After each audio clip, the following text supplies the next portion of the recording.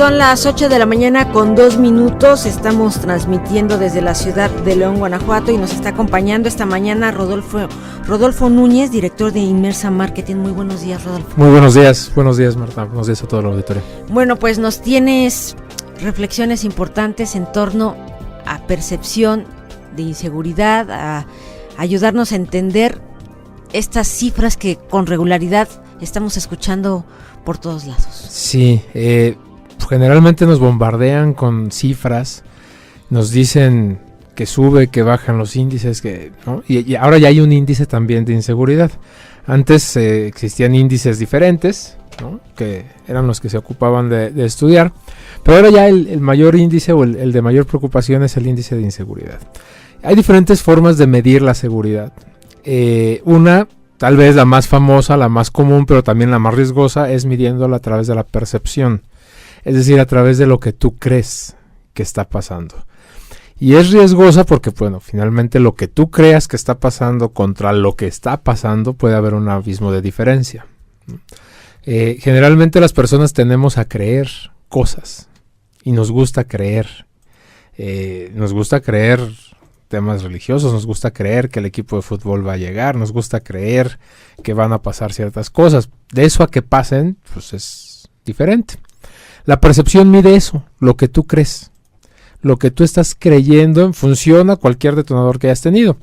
Y muchas veces los medios de comunicación nos dan información y la manejamos de alguna manera, ¿no?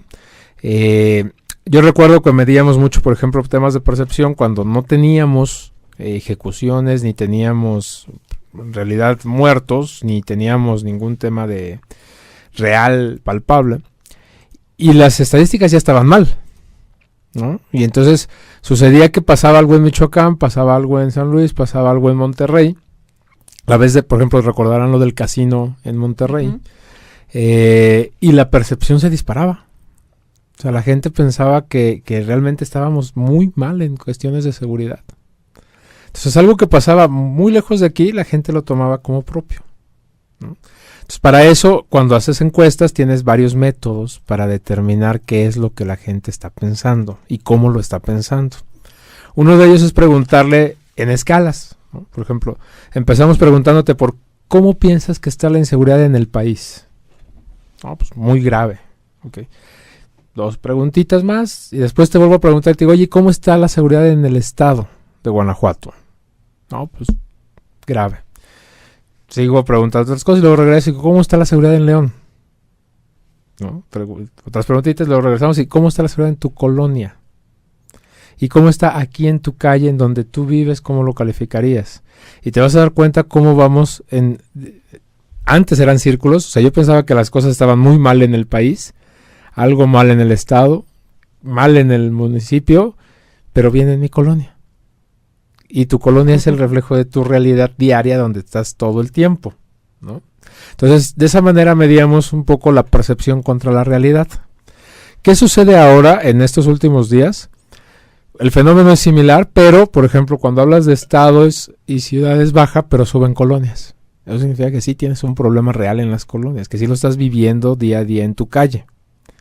¿Sí me explico? O sea, cuando la gráfica colonia es superior a las otras, el problema es muy real.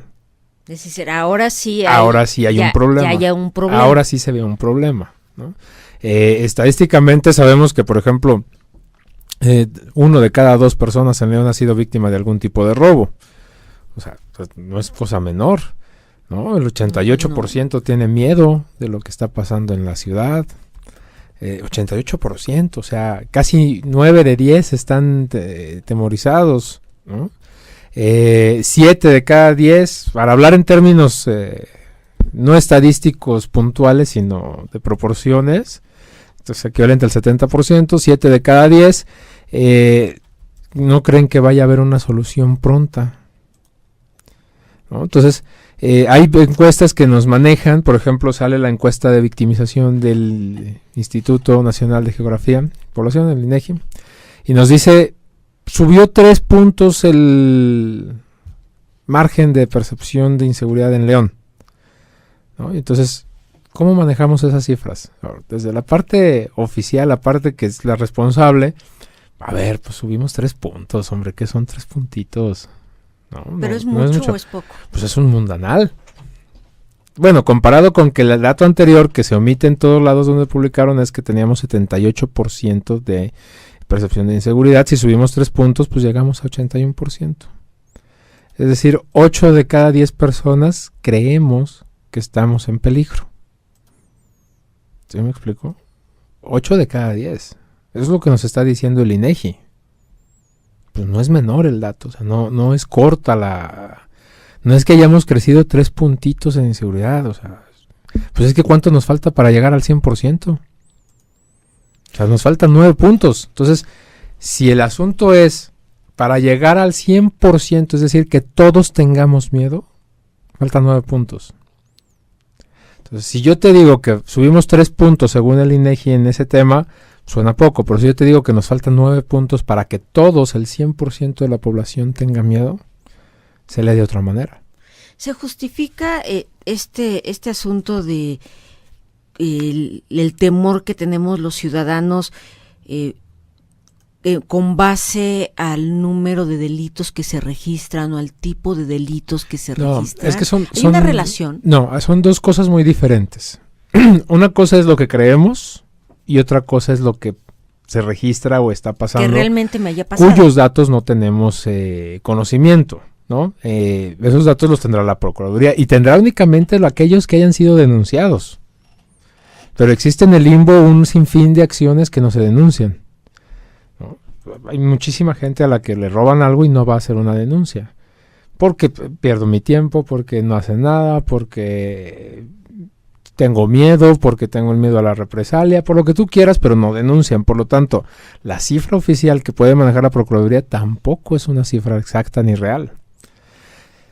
Nosotros, como nivel ciudadano, pues oímos o vemos cosas, ¿no? Entonces ya ejecutaron a tal persona en tal lugar. Y lo que he insistido es que no se trata de cuántos son, ¿no? De repente hay gente que me dice, oye, pero es que no son tantos, o sea, son 2. Ok, 2, pero están en vías públicas donde pasa mucha gente, ¿no? Y antes era un tema de, pues, si vas y te metes al último rincón de la colonia tal, que es donde sabes que las cosas siempre se ponen mal, pues tú también, ¿qué andas haciendo a las 12 de la noche en esa colonia, va? Pero que ahora pase a las 12 del día en el López Mateos o en Plaza Mayor o afuera de una tienda de autoservicio donde van las amas de casa a comprar su mandado, pues no es menor. O sea, eso lo hace exponencial. O sea, eso significa que en cualquier momento puede suceder algo que me puede tocar a mí. Y ahí es donde empieza la paranoia, ¿no? Y esa paranoia hace que mi percepción se dispare y entonces todo lo empiezo a calificar mal. Entonces, podemos empezar por distinguir percepción de evaluación.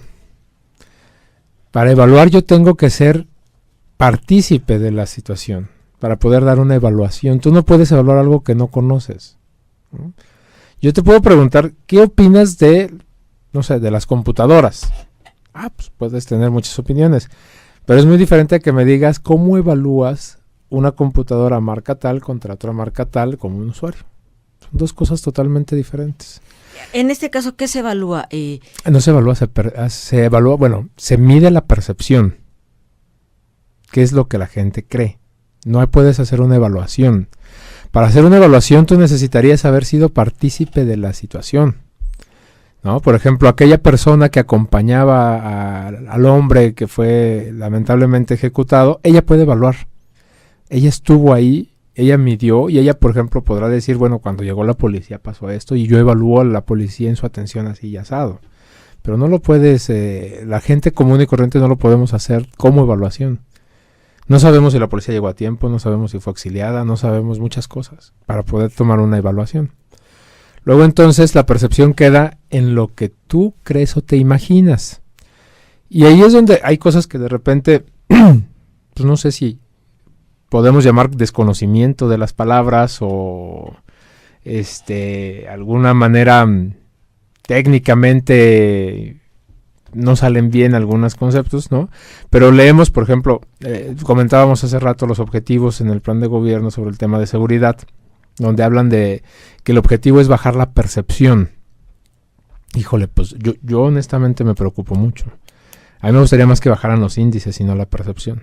Claro, por supuesto. ¿No? Porque la percepción es tan volátil y es tan efímera y es tan no real, que de qué me sirve que bajen la percepción. ¿Cómo se puede bajar la percepción de inseguridad? ¿Se puede realmente bajar? Porque sí, claro. Tendrás que disminuir el número de delitos que se La registran. percepción está relacionada directamente a la comunicación, ¿no? Y a la persuasión. O sea, yo puedo hacer que tú tengas una percepción positiva o negativa de lo que sea a través de la comunicación y de la publicidad. Ese es el principal elemento para cambiar una percepción. Y ojo, yo puedo cambiar la percepción sin mover un solo dato real, ¿eh? O sea, no un dato, sino una situación real. O sea, es decir, lo que está ocurriendo podría no impactar es correcto. En el índice, en la percepción es correcto. de inseguridad si se aplica una adecuada estrategia de comunicación. Es correcto. La percepción es comunicación. Está relacionada directamente a la percepción que tienes de las cosas a través de la persuasión. Entonces, yo puedo hacer, insisto, cambiar todo un escenario de percepciones a través de comunicación. ¿Puedes cambiar la percepción de alguien que ha sido víctima de un robo de celular, de un cristalazo, de... Sí, claro. Sí. ¿En serio? Sí, claro. Y se ha hecho. Y se han hecho hay ejemplos varios de todo esto. Por ejemplo, Nuevo León, ¿no? Nuevo León era un tema después del casino y después del azote de un verdadero crimen organizado donde se cobraba piso, donde la gente empezaba a dejar de ir. Prácticamente tú ibas a la macroplaza y la veías completamente vacía, la gente no salía a las calles. Y el hecho de que no saliera a las calles significa no hay derrama económica, ¿no? Negocios empiezan a fracasar y demás. ¿Qué hicieron? Hicieron una gran campaña. Hicieron un gran proceso de comunicación. Primero empezaron con un tema de recluto policías y de voy a meter y de los consigo afuera para que no sean los internos. Y empiezo a hacer toda una serie de ejercicios de comunicación, porque obviamente en la realidad no hay dinero que alcance para cambiar todo un aparato de esa manera. Pero sí a través de vamos a empezar a trabajarlo y vamos a empezar a movernos y vamos a hacer una campaña para decir que estamos bien, ¿no? Y empiezan a cambiar toda esa parte.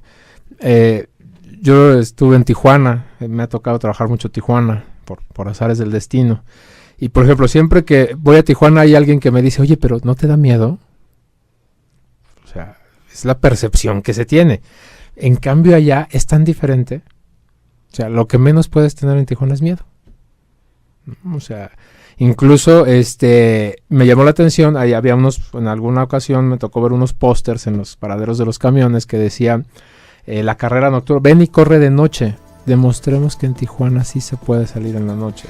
Mira, nos está cayendo el corte, son las 8:15 de la mañana. ¿Qué te parece si regresamos para que nos platiques más acerca de la percepción? Ok. Vamos a una pausa.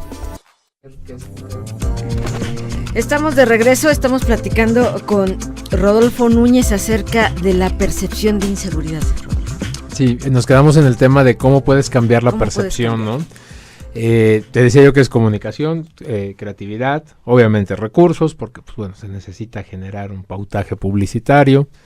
Y te decía de un ejemplo muy bonito que probablemente no todos tal vez lo vayan a palpar porque es pasado, ¿no? Pero seguramente muchos sí.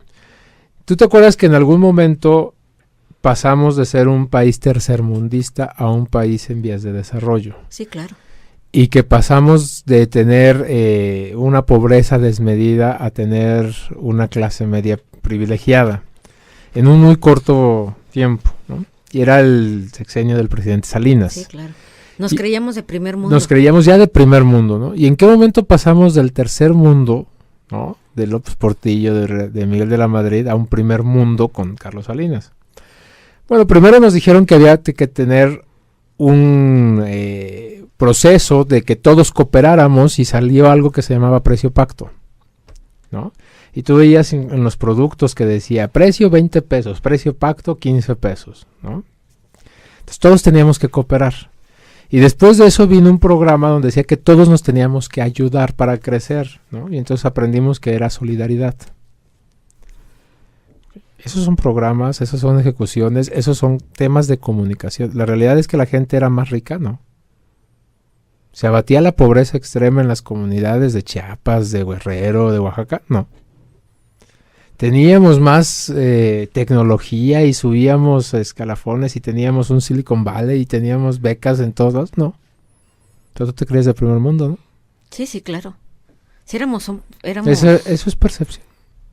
Meramente percepción.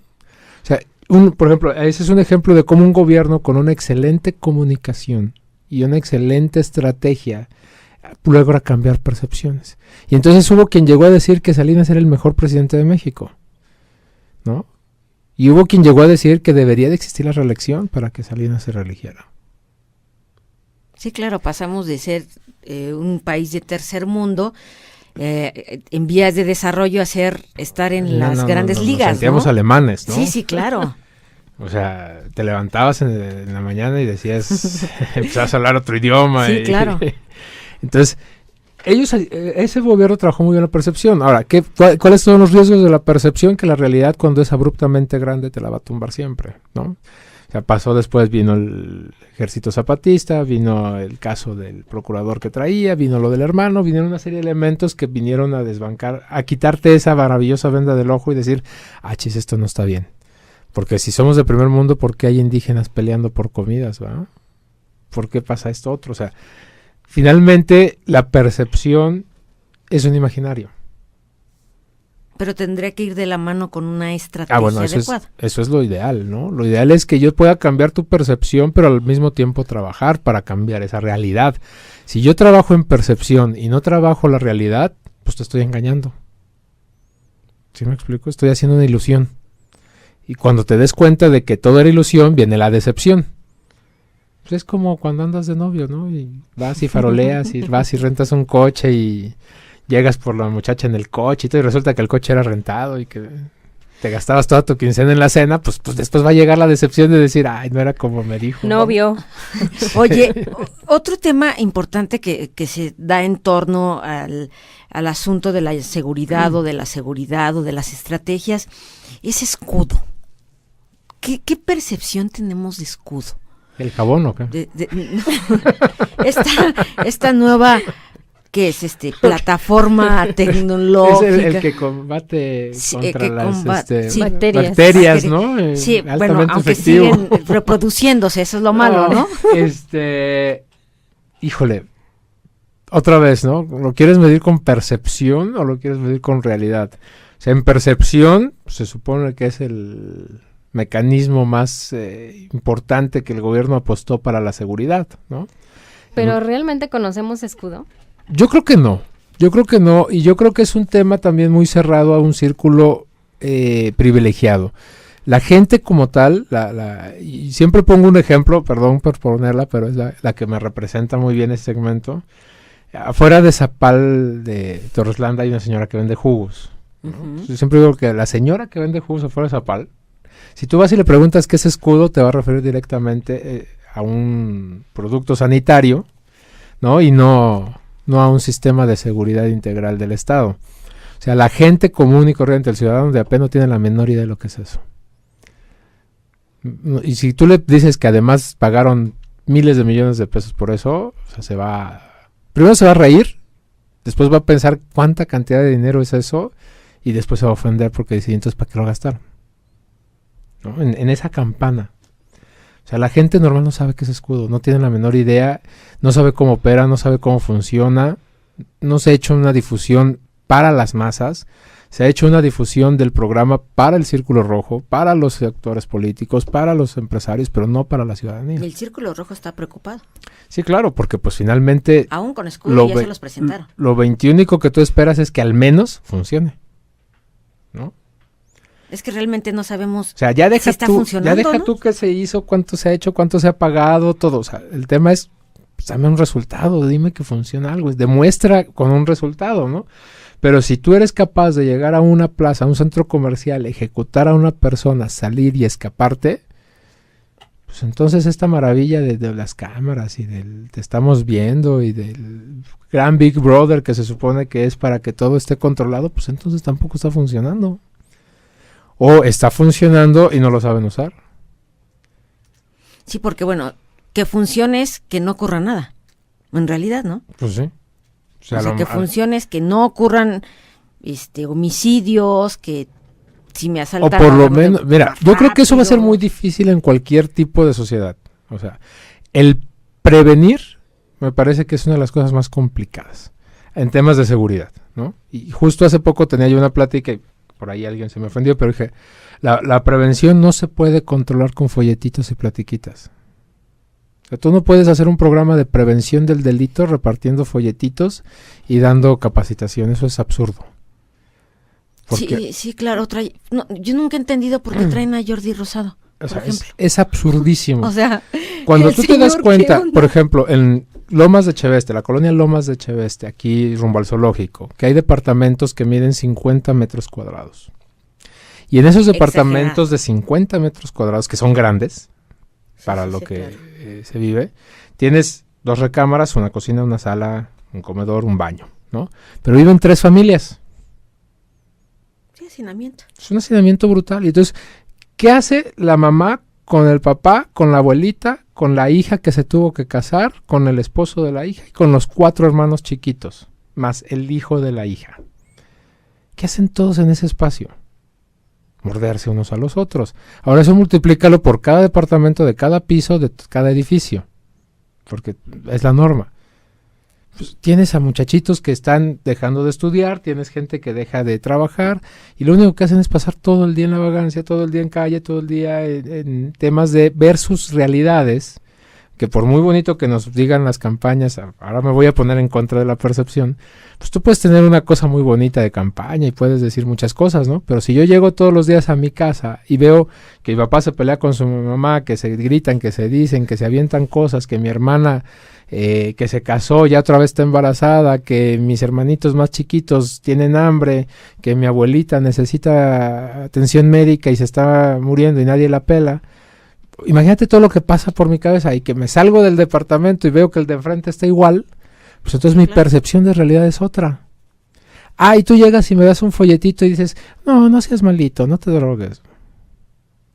Pues no, hay que un dicho que dice que solo borracho o dormido se me olvida lo jodido, ¿no? Entonces, claro. Ese tipo de cosas con un folleto no las vas a parar nunca, mientras que no cambies la realidad en la que viven las personas.